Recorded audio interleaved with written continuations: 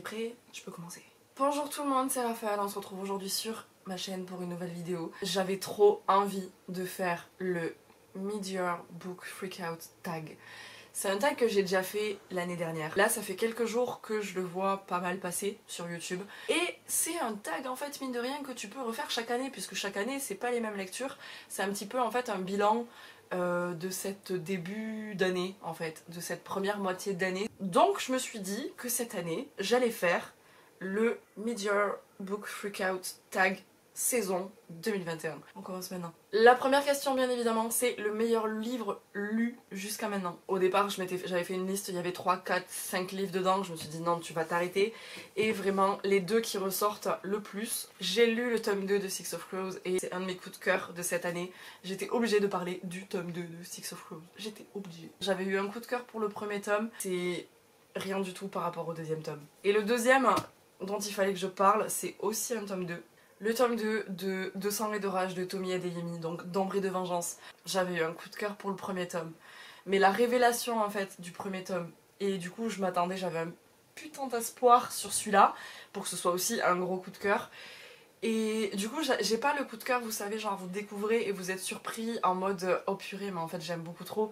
Là vous espérez que ça va être le cas et bon ça a été le cas, mais du coup c'est pas le même type de coup de cœur. Je sais pas si vous voyez ce que je veux dire, mais bref je suis obligée d'en parler parce que vraiment ce bouquin,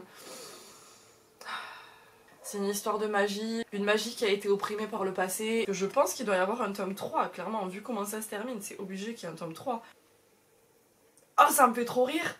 S'il y a une note sur l'autrice, Tomi Adeyemi est autrice et coach en écriture créative. Quand elle n'est pas en train d'écrire ou de regarder des clips de BTS,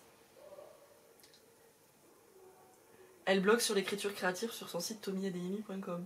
Oh, alors déjà que je kiffais trop la saga, je kiffais beaucoup trop sa saga. J'ai un coup de cœur pour l'autrice du coup. La deuxième question, c'est la meilleure suite de saga que tu as lue cette année. Les deux livres dont je viens de parler, c'est des tomes 2, mais je suis vraiment obligée, là je suis désolée, mais je vous reparle de Six of Crows, du tome 2, parce que vraiment, comme je vous disais, le tome 1, ça avait été un coup de cœur. En lisant celui-là, j'ai envie de dire que le coup de cœur, il est encore plus immense pour celui-là que pour le tome 1. Donc, de tous les livres que j'ai lus, là, ces 6 premiers mois, je suis obligée de dire celui-là. La troisième question, c'est une nouvelle sortie que tu n'as pas encore lu mais que tu veux vraiment lire. Et là j'en ai attrapé 2, il s'agit du Prince oui, le Prince Cruel, mais du coup le Roi Maléfique, le tome 2. J'ai lu le Prince Cruel du coup il n'y a pas très longtemps dans un readathon. Pour certains le tome 2 est mieux, pour d'autres non. Donc bon, je me ferai mon propre avis, comme d'habitude de toute façon. Mais voilà, il fait partie des suites de saga que j'ai très envie de continuer. Et ensuite il y a 2 autres bouquins, je les ai pas en ma possession. J'ai attrapé le premier tome, l'autre livre je l'ai pas du tout attrapé parce qu'il est au fond de ma bibliothèque qu'il y a derrière moi là-bas. Un bouquin que je veux absolument lire et qui est sorti à la fin du mois de mai, c'est le tome 2 de The Bone Season de Samantha Shannon. Parce que vraiment celui-là il était beaucoup trop bien et j'ai trop envie de connaître la suite. Et le troisième livre qui est sorti cette année, je ne sais plus du tout quand, mais il n'y a pas si longtemps que ça, c'est le tome 2 de Aurora Squad. J'avais beaucoup aimé le premier tome que j'avais lu pendant le confinement, saison 1. J'ai trop envie de continuer, mais je ne l'ai pas acheté. Il fait partie du top 10, on va dire, de ma wishlist des prochains bouquins que j'aimerais acheter pour pouvoir les lire. La quatrième question, c'est la sortie que tu attends le plus pour cette deuxième partie d'année. Je suis pas hyper au courant des sorties livresques, on va dire. Il y a des infos, je les vois passer. Là, j'ai envie de vous dire qu'il y a une sortie que j'attends avec grande impatience, mais pour ça, il faudrait que je lise d'abord les 2 premiers tomes, parce que du coup, j'ai appris que le tome 3 de Caraval allait sortir en français. Il va être traduit en 2022, donc ça ne répond absolument pas à cette question. Mais pour répondre à cette question, il y a 2 bouquins que j'ai trop envie d'avoir. Le premier, je l'ai précommandé et c'est un bouquin qui est dans ma wishlist depuis longtemps. La maison au milieu de la mer céruléenne de TJ Klune. Logiquement, la semaine prochaine, je devrais l'avoir, mais c'est vraiment... Je sais pas si je vais le lire rapidement, mais c'est un bouquin qui était dans ma wish depuis très longtemps et du coup je suis trop fan quand j'ai découvert que c'était ce titre-là qui allait être traduit et sortir chez eux. Voilà, donc celui-là je l'ai précommandé. Et le deuxième bouquin dont j'attends la sortie avec grande impatience, c'est la sortie papier du webtoon True Beauty.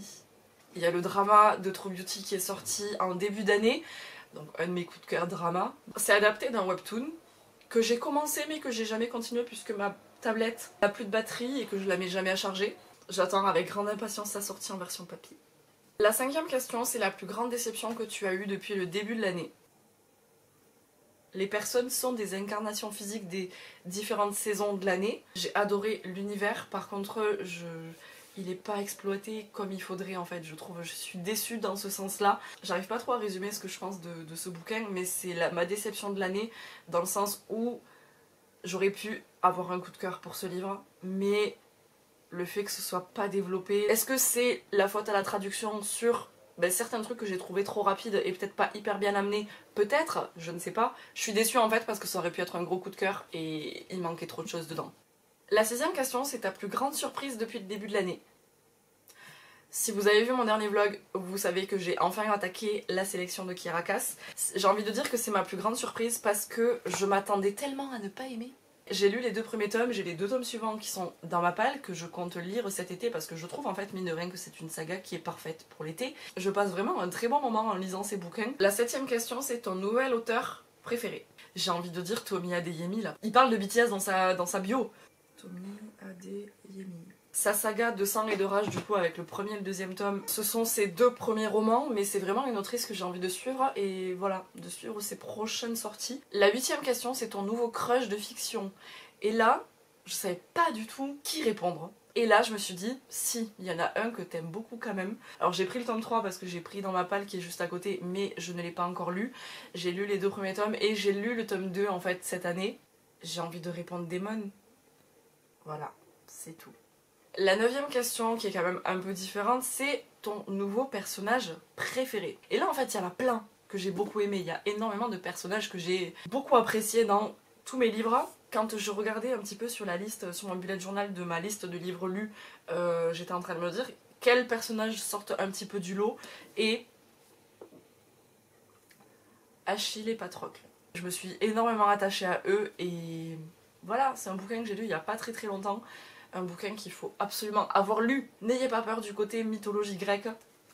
C'est pas du tout imbuvable. La 10ème question, c'est un livre qui t'a fait pleurer. Et là, je vais en dire 2. Voilà. Je viens de me relire le chapitre 40. J'étais obligée de dire celui-là. Je suis quelqu'un qui pleure pas facilement en lisant un livre. Cette année, donc en 6 mois, sur les 60 bouquins que j'ai déjà lus, il y en a 2 qui m'ont fait verser une larme. Mais du coup, le deuxième, c'est Viens en CM de Morgane Moncomble. À l'intérieur de ce bouquin, il se passe une situation où j'ai pas pu m'empêcher, je lisais les pages, alors ça dure pas, voilà, ça dure un petit chapitre. J'étais vraiment en mode, j'ai versé toutes les larmes de mon corps. Livre que j'ai beaucoup aimé, d'ailleurs. On va passer à la 11ème question avec un livre qui t'a rendue heureuse. Tous les livres me rendent heureuse parce que je suis contente de lire. Ça, c'est une réponse si niaise. Quand je regardais un petit peu le bilan de ce début d'année, j'ai eu le smile en regardant ce titre-là. Alors oui, il y a le tome 4 qui est sorti il n'y a pas très longtemps. Je n'ai lu que le tome 1. On ne fait aucune remarque dessus, mais j'ai commencé, c'est déjà bien. Heartstopper de Alice Oseman, un bouquin dont j'ai absolument pas besoin de parler en termes de présentation, je pense que tout le monde connaît. En fait, ce livre, il m'a rendue heureuse parce que j'étais contente de l'avoir acheté. Ça y est, je lis enfin Heartstopper. Vous voyez ce que je veux dire? Un jour, j'achèterai le 2, 3, 4. La 12e et avant-dernière question, c'est le plus beau livre que tu as acheté jusqu'ici. Je pense que ça ne surprend personne si je vous dis que je vais parler des éditions de Saxus. C'est clairement les 2 plus beaux livres que j'ai achetés cette année. Voilà, il faut absolument que je vous parle de ces 2 livres. Creation City de Sarah J. Maas. J'en parle très rapidement parce que clairement tout le monde les a déjà vus partout, mais c'est des livres, enfin voilà, c'est des objets livres qui sont juste absolument magnifiques. Et du coup, je vous ai attrapé le tome 2 de Nevernight puisque je l'ai reçu la semaine dernière, quelque chose comme ça. Voilà, on peut pas dire qu'ils sont pas beaux, vraiment, on peut pas dire qu'ils sont pas beaux, donc voilà, c'est mes 2 plus beaux livres que j'ai pu acheter cette année. J'ai même pas lu le tome 1 de Nevernight, mais on s'en fiche, c'est les plus beaux livres que j'ai achetés jusqu'à maintenant. Et la 13e et dernière question, c'est les livres qu'il faut absolument que tu lises avant la fin de l'année. J'ai besoin de vous montrer ma palle, elle fait quand même 2 bibliothèques, il y en a beaucoup trop. J'en ai déjà lu pas mal, parce que là on est quand même à la fin du mois de juin, J'ai lu une 60aine de livres, c'est quand même déjà énorme je trouve. Je vais continuer comme ça et essayer de faire baisser ma palle et de continuer à profiter de mes lectures. Le tag est terminé, j'ai répondu à toutes les questions. Je pense peut-être que ça va être un rendez-vous que je vais faire chaque année au mois de juin. J'aime beaucoup. Vous aussi, dites-moi, c'est quoi vos meilleures lectures depuis le début de l'année? Dites-moi tout ça. Je vais m'arrêter ici. Je vous remercie d'être encore là si vous avez regardé jusqu'à la fin. J'espère que ça vous a plu. Je vous souhaite de bonnes lectures. On se retrouve très bientôt dans une prochaine vidéo. Et d'ici là, prenez soin de vous. Et là, il faut que j'aille ranger. Entre ceux qui repartent dans la palle et ceux qui partent.